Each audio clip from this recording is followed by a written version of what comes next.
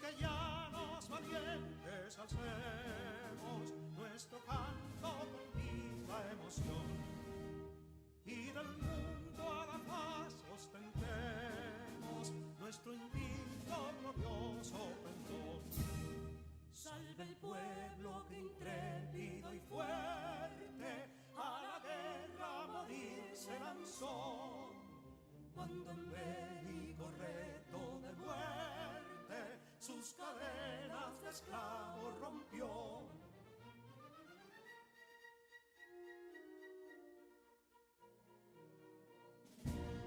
Ningún pueblo ser libre merece si es esclavo, indolente y servil. Si en su pecho la llama no crece, que templó el heroísmo viril, más que estrella la incógnita y brava, siempre altiva la frente alzará, que si fuere mil veces esclava, otras tantas ser libre sabrá. Que si Dono y Ardita expusieron de un intruso señor al desdén, las carreras Belén campos fueron que cubiertos de gloria se ven, que en la cima del heroico baluarte de los libres el verbo encarnó, donde el genio de Sánchez y Duarte a ser libre o morir enseñó.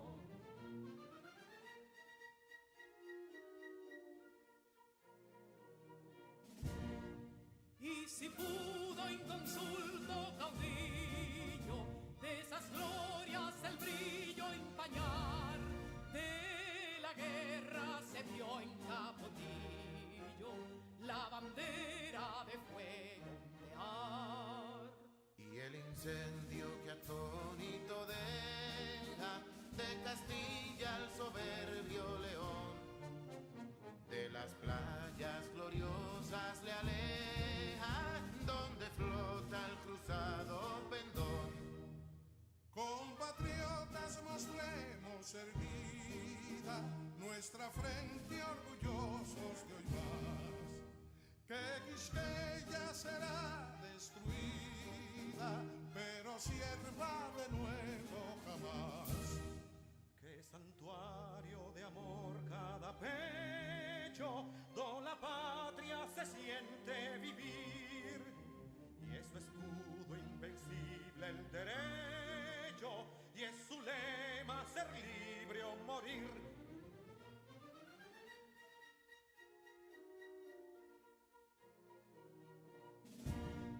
Libertad que aún se yergue serena, la victoria en su carro triunfal, y el clarín de la guerra resuena, pregonando su gloria inmortal.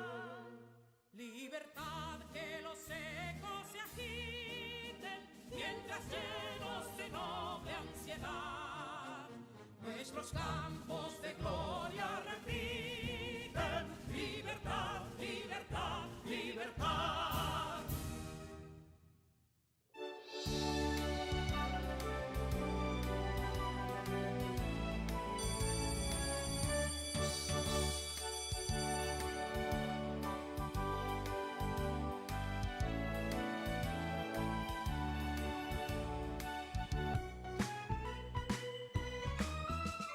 Lávate las manos antes de empezar, con jabón y agua limpias quedarán.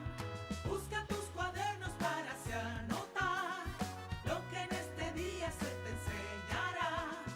No te olvides de tus útiles jamás. Busca lo que usas para estudiar. Un lugar perfecto tienes que encontrar para que estés cómodo y comenzar. Bienvenidos, yo soy la maestra Marky Marrero y estoy muy feliz de estar aquí hoy para tener nuevas experiencias de aprendizaje junto a ti. Gracias por seguirnos desde casa.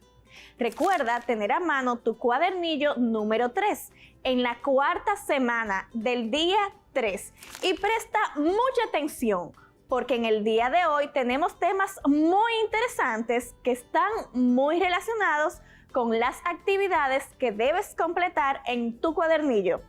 La última vez que nos encontramos aprendimos sobre la anécdota y nos reímos un montón con esas anécdotas jocosas.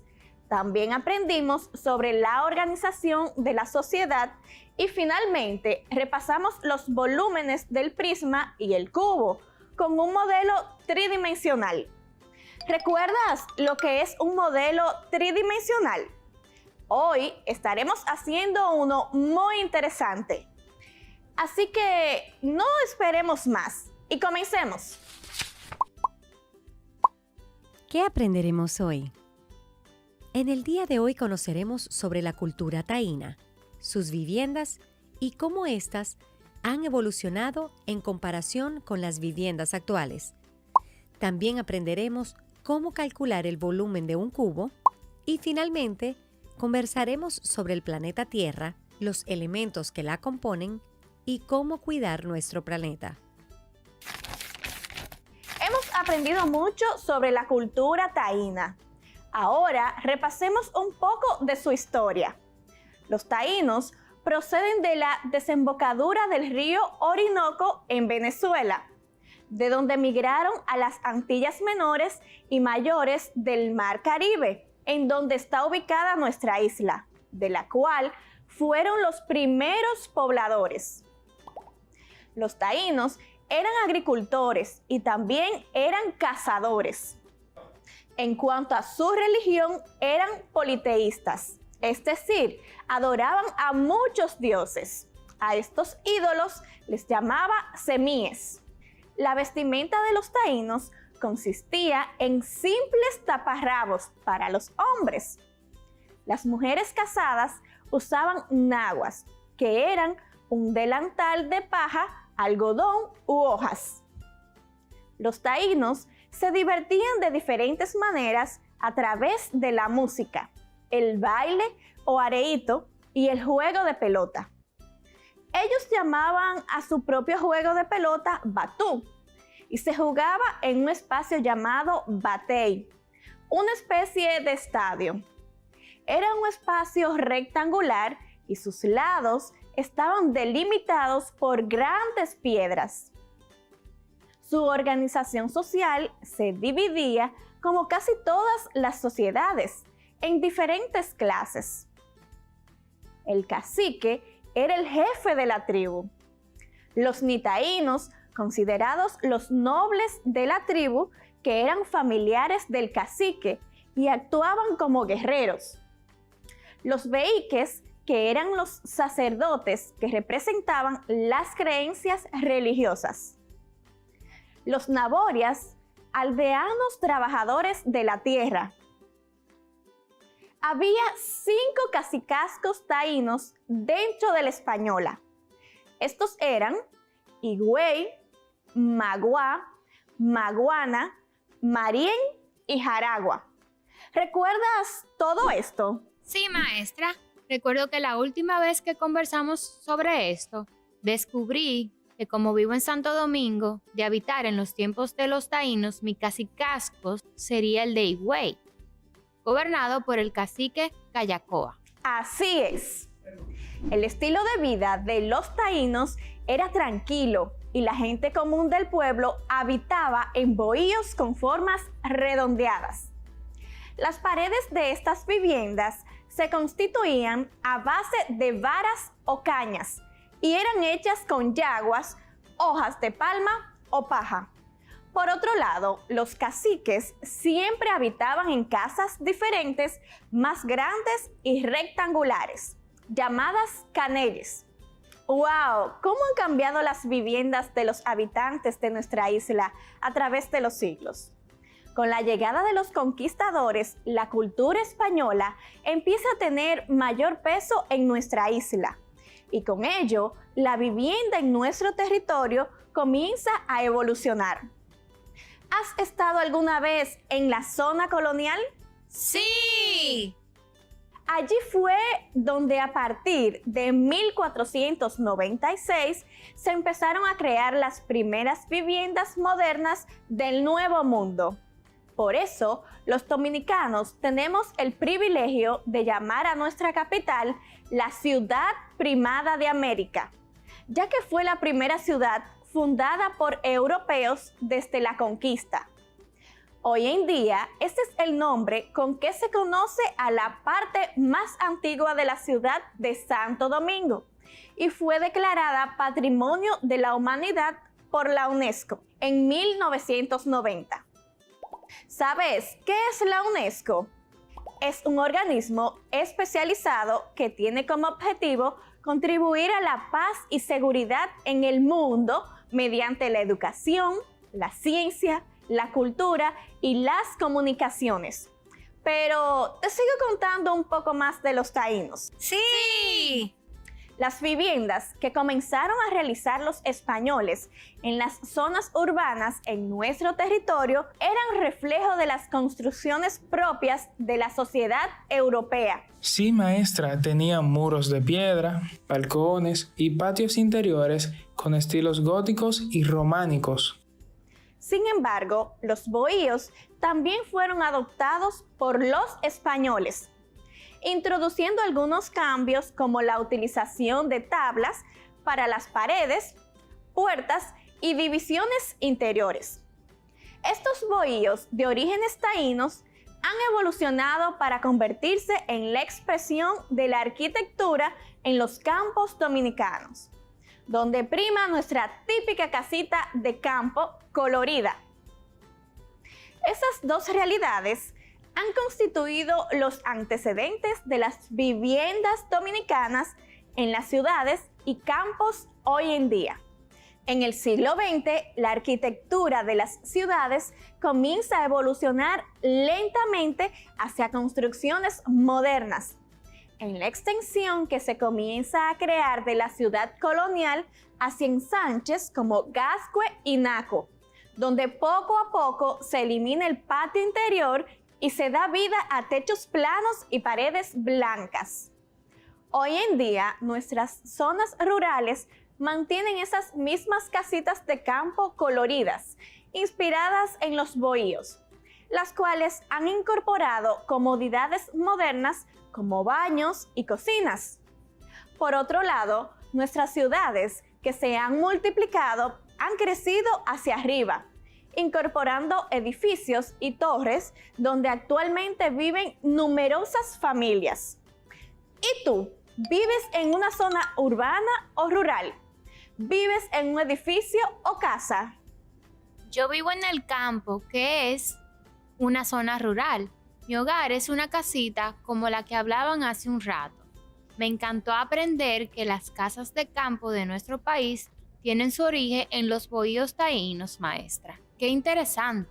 Así es. Esa información me pareció muy interesante a mí también. Ahora te invito a que volvamos un poco atrás el tiempo.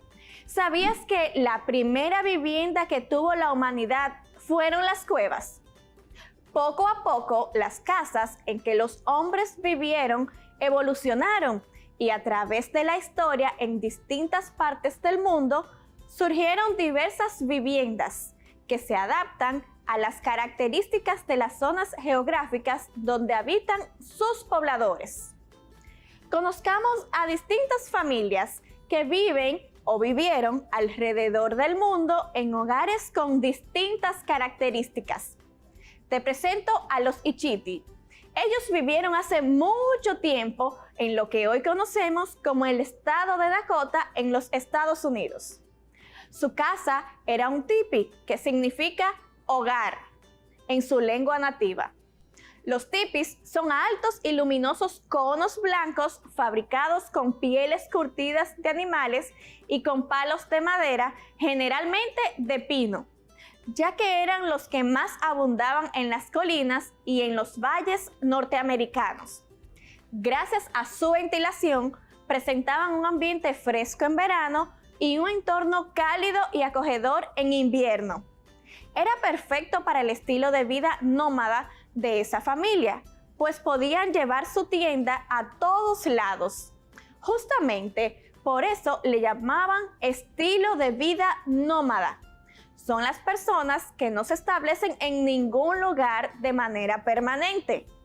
¡Wow, maestra! ¿Eso es como una casa de campaña? Así es. Hoy en día se continúan usando los tipis en experiencia de acampada.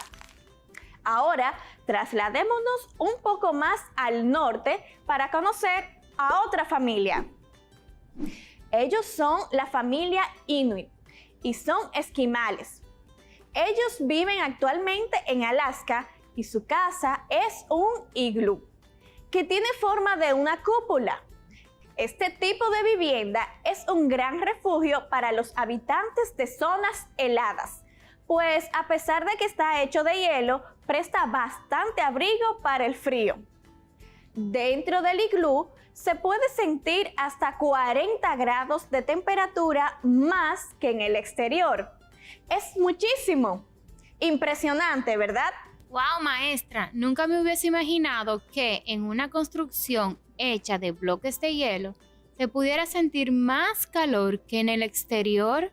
Así es. Lo que pasa es que el hielo sirve de aislante del frío y protege de los fuertes vientos.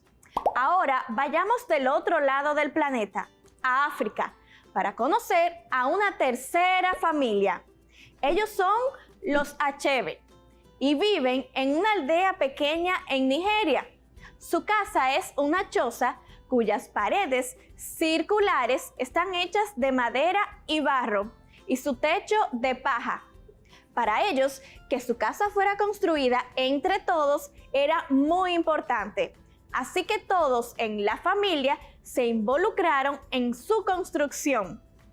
El barro les ayuda a mantener una temperatura fresca dentro del hogar para pasar sus largos veranos de intensas temperaturas. Tal y como ves, dependiendo de las características, materiales y estilos de vida de las familias alrededor del mundo, sus casas se ven de forma diferente. Mientras algunas familias buscan que sus casas se puedan mover de un lugar a otro, otras necesitan más calor y frío y aprovechan los materiales que tienen al alcance para lograrlo. Ese fue un gran recorrido por la historia de las viviendas. Ahora vamos a una pausa y volvemos en breve.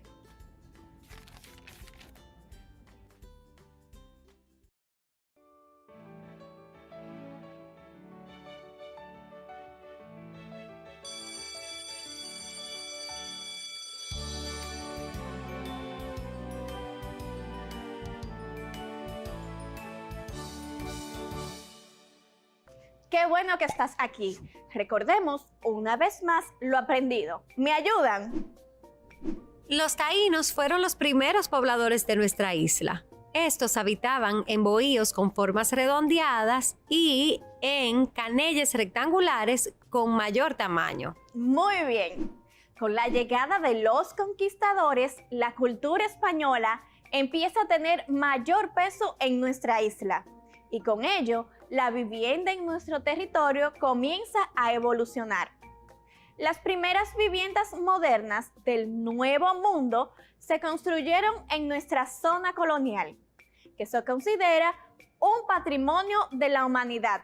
Patrimonio de la humanidad es un título dado por UNESCO a lugares específicos del planeta, lugares que poseen un gran valor por su historia, belleza y significado. El objetivo es mantener a salvo esos lugares para las siguientes generaciones.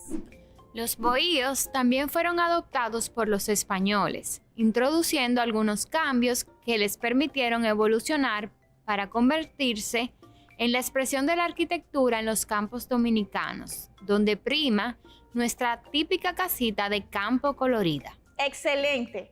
Recordemos también que en diferentes partes del mundo y a lo largo de la historia han existido diversas viviendas, entre ellas la cueva, el tipi o tienda, el iglú y las chozas, que son una expresión de las características geográficas y costumbres de los pueblos que las utilizan como viviendas. Y hablando del planeta Tierra, mira nuestro planeta desde el espacio. Se aprecian los mares, la tierra y las nubes. Todo esto forma las capas de la Tierra. ¿Sabes cuáles son las capas de la Tierra? Bueno, es más simple de lo que piensas, así que tranquilo. La Tierra está compuesta de 4 capas. La atmósfera es la capa de aire que rodea la Tierra. Esta capa nos protege de los rayos solares y mantiene las temperaturas de la Tierra. Por eso decimos que la atmósfera permite que nuestro planeta sea habitable. La parte alta de la atmósfera está compuesta por muchas capas y apenas tiene aire. La parte baja de la atmósfera contiene el aire y las nubes. En ella se produce la lluvia, la nieve y el viento. Por esto, cuando medimos el tiempo atmosférico, estudiamos los fenómenos que ocurren en esta capa, como la humedad, el viento y la temperatura. El tiempo es el estado de la atmósfera en un lugar y un momento. En cambio, el clima es el tiempo que hace en un lugar a lo largo del año. Por ejemplo, en nuestro país tenemos un clima caluroso, pero el tiempo puede estar lluvioso y la temperatura descender en un momento en particular.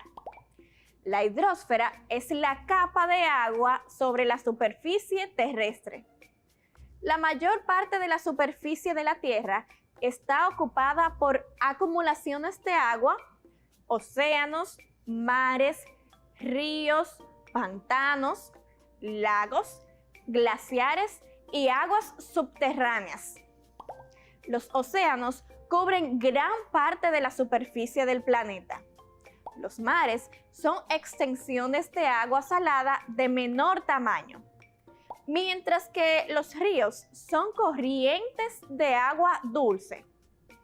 Esta capa de agua de la Tierra, en sus estados líquidos, sólidos y gaseosos, componen la hidrosfera. La biosfera es la capa de la Tierra donde vivimos los humanos, junto con el resto de los organismos vivos, las plantas, animales, hongos y bacterias. Dentro de la biosfera encontramos diferentes ecosistemas como los bosques, la selva, la sabana o la tundra. La geósfera es la capa sólida de rocas del planeta. Esta abarca desde la superficie hasta el centro de la Tierra. Esta a su vez tiene 3 partes: la corteza terrestre, el manto y el núcleo. La corteza terrestre es la parte más externa y delgada. En ella vivimos las personas y muchos seres vivos. El manto es una parte intermedia, la más gruesa de todas. El núcleo es la parte interior, es la más caliente. Te invito a que creemos juntos una geósfera de masa de harina. Para crear un modelo tridimensional de las capas de la Tierra, necesitarás los siguientes ingredientes: 2 tazas de harina, 1 taza de sal, agua, colorante vegetal amarillo, naranja, azul y verde. Sigue estos pasos. Mezcla la harina, la sal y el agua para crear una masa al estilo de una masilla.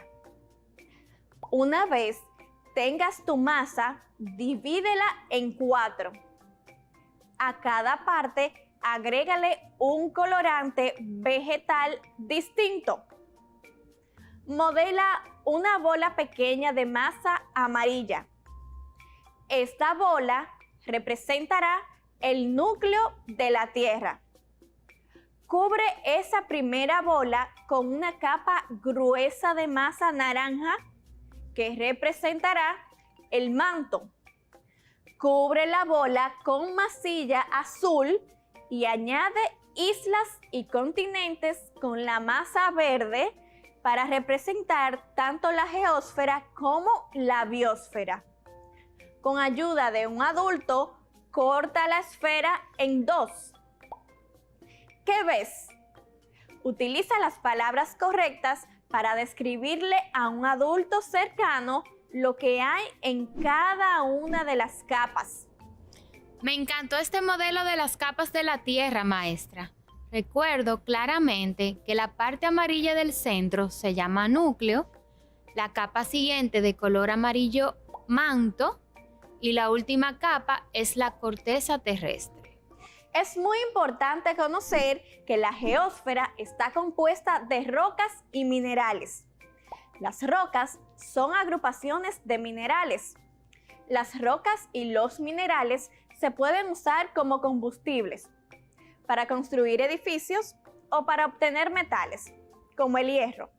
Es sorprendente todo lo que hay dentro del planeta Tierra. Por eso es nuestro deber cuidar de cada una de las capas de la Tierra. A nivel de la atmósfera, es decir, la capa de aire que rodea la Tierra, debemos tratar de disminuir la contaminación que emitimos los humanos. Con la contaminación dañamos la atmósfera que los seres vivos necesitamos para respirar. Todos contaminamos al usar vehículos o aires acondicionados, pero todos podemos contaminar menos. Piensa cómo. Maestra, por lo que entendí sobre la contaminación, creo que si caminamos a lugares cercanos a nuestro hogar y mantenemos la temperatura de nuestro hogar agradable, pero regulada, estamos ayudando a que así haya menos contaminación. Sí, entendiste a la perfección. Ambas son maneras de disminuir la contaminación.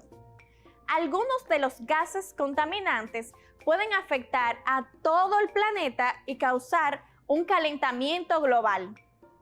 Otra cosa que está afectando mucho a nuestro planeta es que la basura que se arroja a los mares y océanos es algo que como humanos podemos controlar y elegimos no hacerlo. Maestra, yo participé en una campaña para recoger la basura de la playa con mi familia hace ya un tiempo. ¡Wow! Eso fue de gran ayuda para nuestro planeta.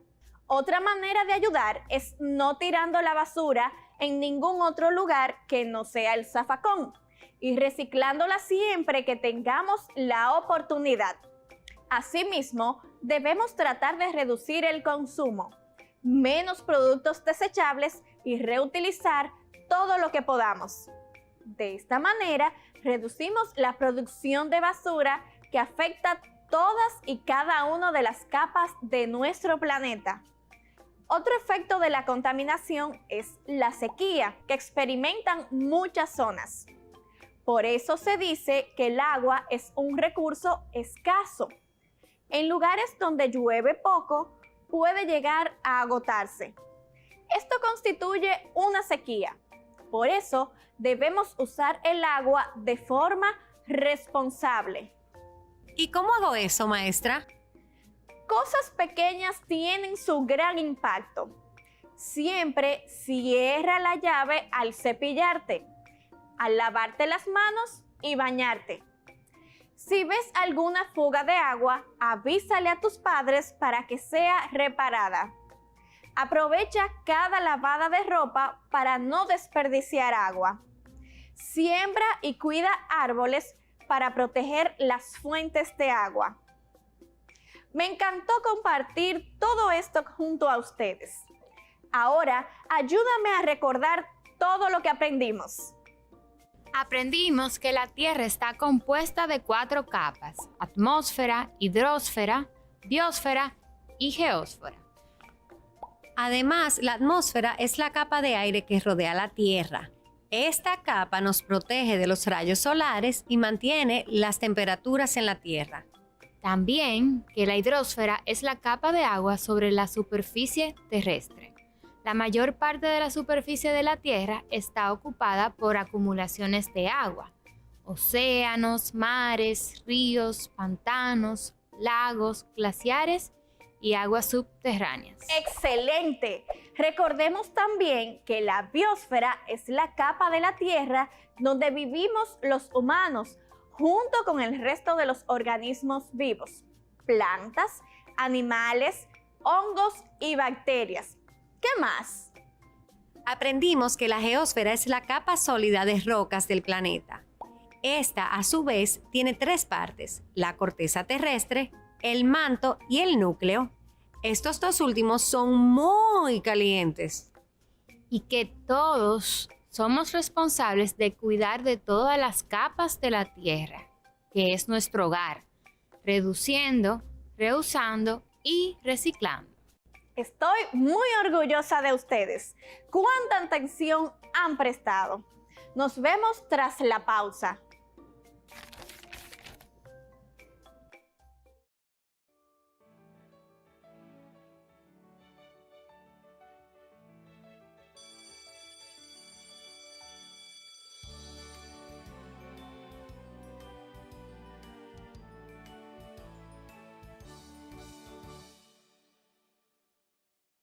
Un libro es un regalo que puede abrir una y otra vez. Garrison Keillor. Bienvenidos a nuestro segmento Leer para Crecer. Estoy muy emocionada por compartir con ustedes este espacio. Hoy te he traído una leyenda de la mitología griega. Antes de iniciar la lectura, quisiera hacerte algunas preguntas. ¿Sabes algo sobre la historia del caballo de Troya? ¿Sabes lo que es ser astuto? El caballo de Troya. Hacía muchos años que los griegos, bajo el mando del rey Ulises, atacaban la ciudad de Troya sin poder conquistarla.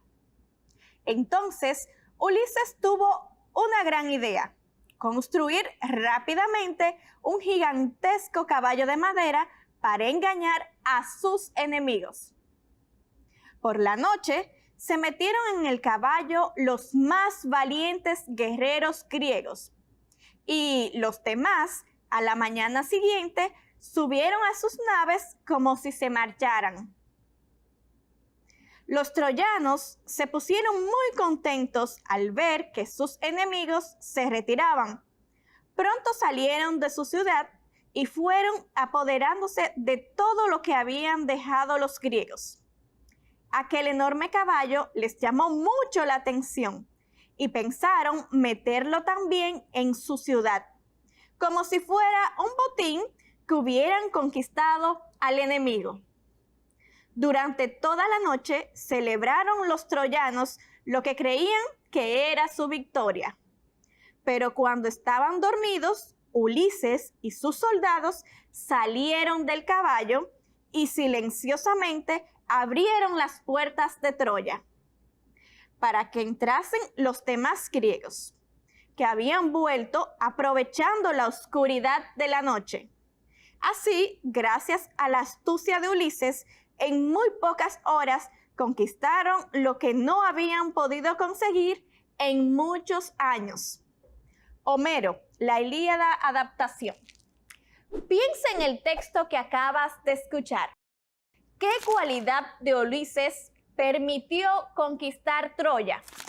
Su honradez, su astucia, su valentía, su cobardía.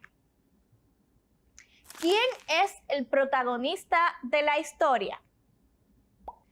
¿Iba Ulises dentro del caballo de madera? ¿Quiénes se escondieron dentro del caballo de madera? Espero que la lectura de esta leyenda te haya motivado a seguir construyendo tu biblioteca personal con distintos textos. Por el momento me despido.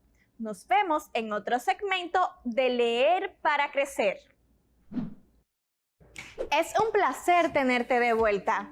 Hagamos un resumen sobre lo que aprendimos en el bloque anterior. Vamos a ver. La Tierra está compuesta de 4 capas: atmósfera, hidrosfera, biosfera y geósfera. También que la atmósfera es la capa de aire que rodea la Tierra. Y que la hidrosfera es la capa de agua sobre la superficie terrestre. Además, la biosfera es la capa de la Tierra donde vivimos los humanos junto con el resto de los organismos vivos, o sea, todos nosotros.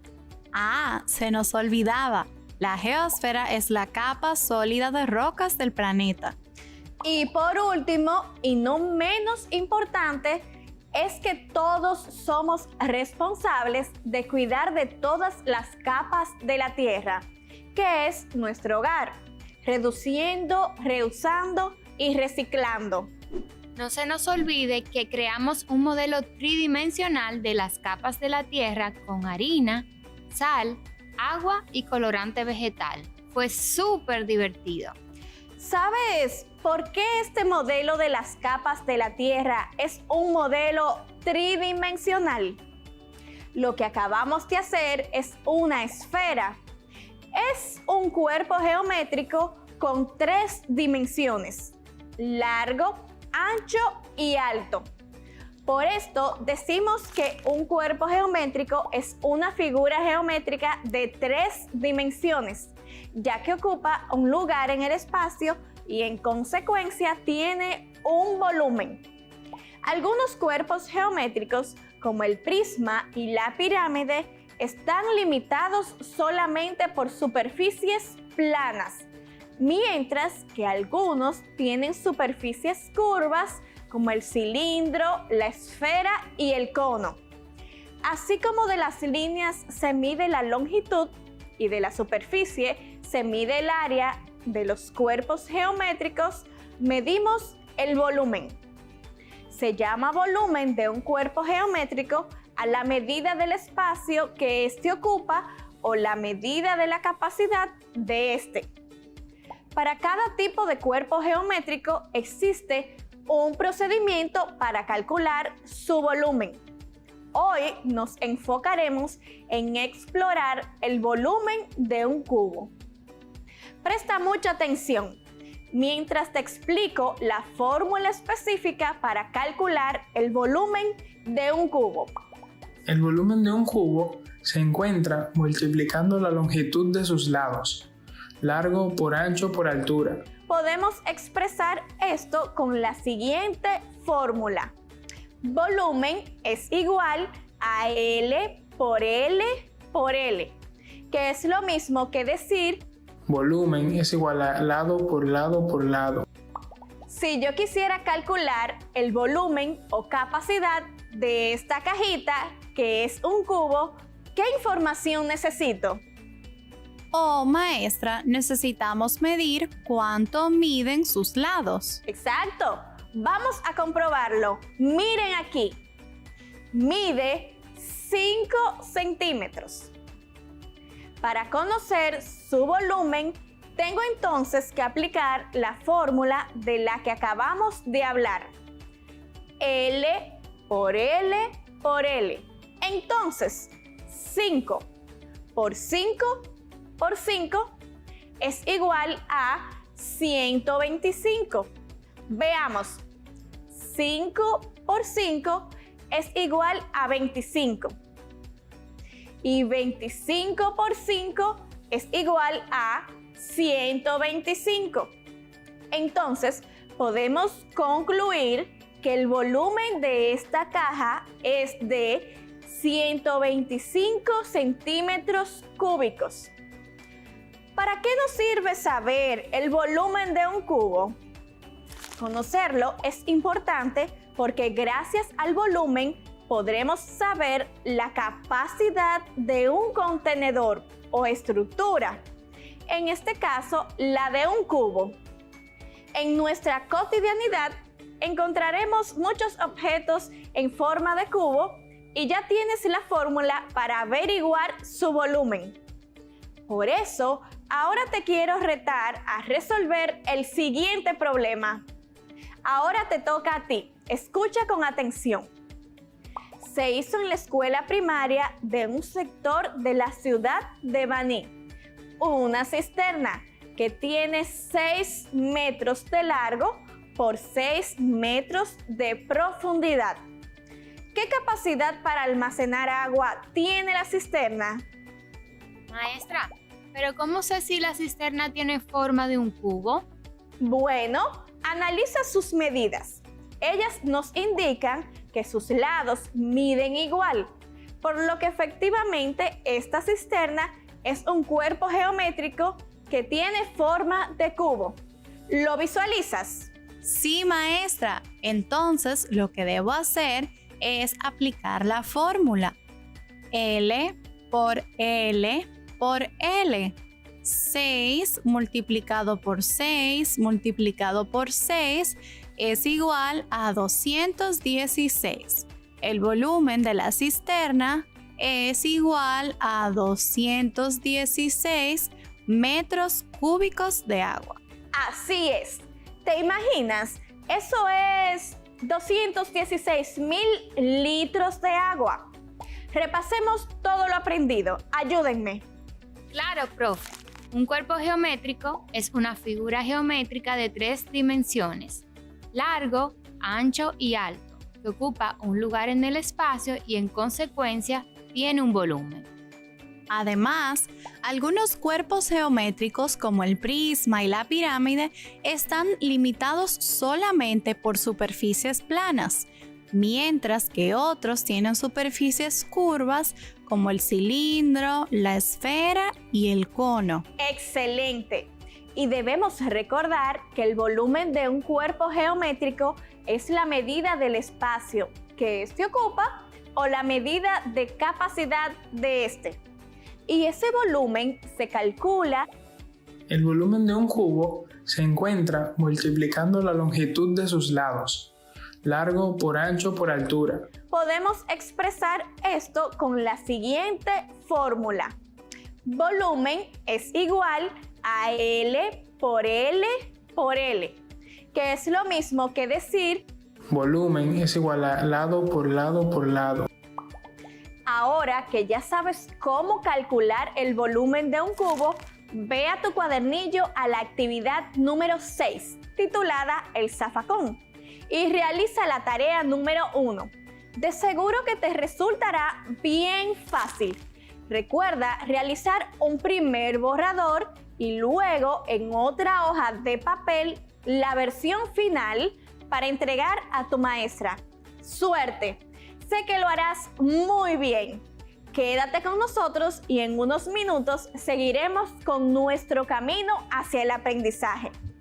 Pero antes, te dejo con esta pregunta. ¿Qué cosas en tu casa tienen forma de cubo? Quédate pensando y nos vemos en unos minutos.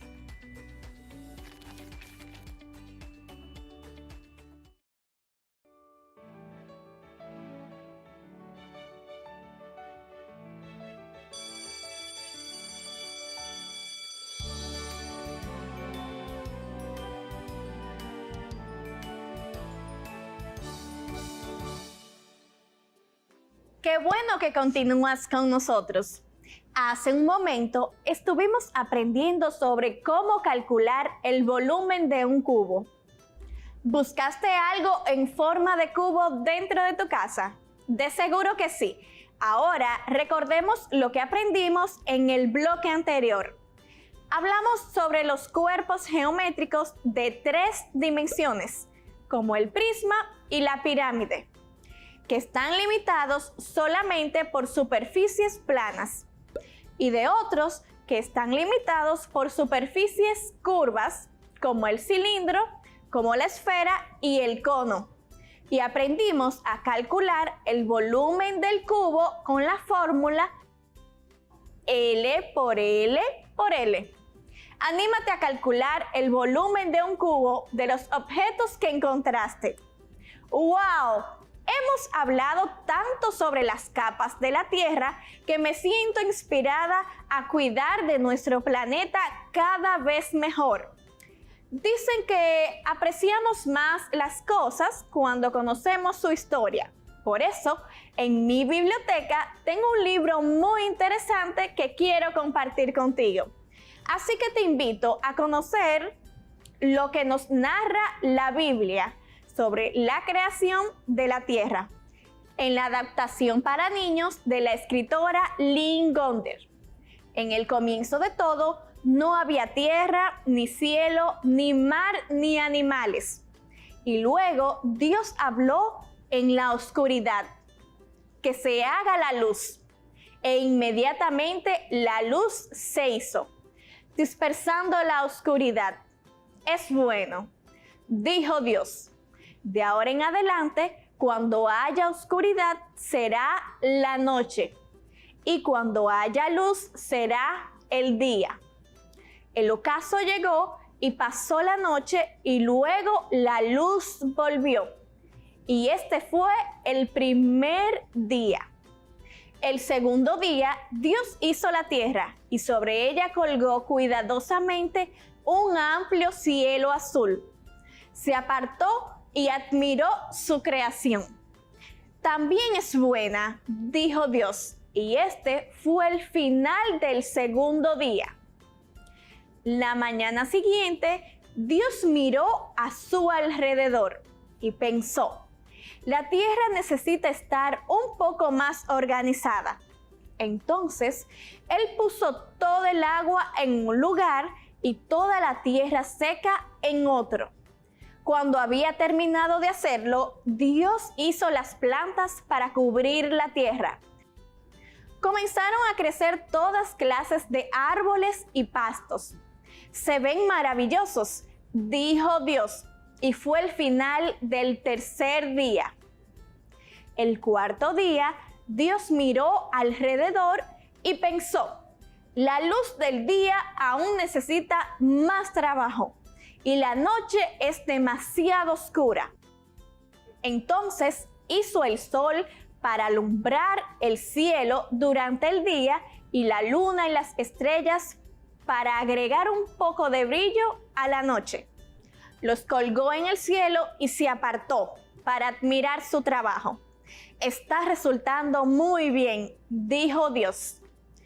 El día siguiente, Dios puso su atención en el agua que había recogido en los océanos. Quiero que en estas aguas abunde la vida. Y tan pronto lo dijo, así fue. Inmediatamente había millones de pequeños peces nadando rápidamente en la superficie del agua y grandes peces nadando en el océano. Dios también hizo a las aves. Las envió a volar surcando el aire. ¡Ah! Esto sí es bueno, dijo Dios. El anochecer cayó sobre las aguas y el cielo se oscureció y fue el final del quinto día. El sexto día, Dios agregó las criaturas de la tierra. Hizo a los leones y a los tigres y a los osos. Hizo a los conejos y las ovejas y las vacas. Agregó toda clase de animales, desde hormigas hasta cebras, a la tierra. Pero aún sentía que algo faltaba, así que Dios agregó al hombre para que disfrutara y cuidara de todo lo que él había creado. Dios miró a su alrededor y estuvo muy feliz con todo lo que él había creado. Después de 6 días, todo el universo estaba completo. El séptimo día, Dios se tomó un largo y agradable descanso y disfrutó observando todo lo que él había creado. Esta hermosa historia nos cuenta sobre el principio de todo lo creado y a mí me inspira un poco a cuidar de todas las cosas creadas por Dios. Conozcamos a Julia, una niña quien nos contará cómo ella cuida de todo lo creado por Dios. Hola Julia, ¿cómo estás? Estoy súper bien, feliz de poder compartirles cómo yo cuido de todas las cosas que hay en este hermoso planeta creado por Dios. Cuéntanos, ¿qué haces para cuidar nuestro gran hogar?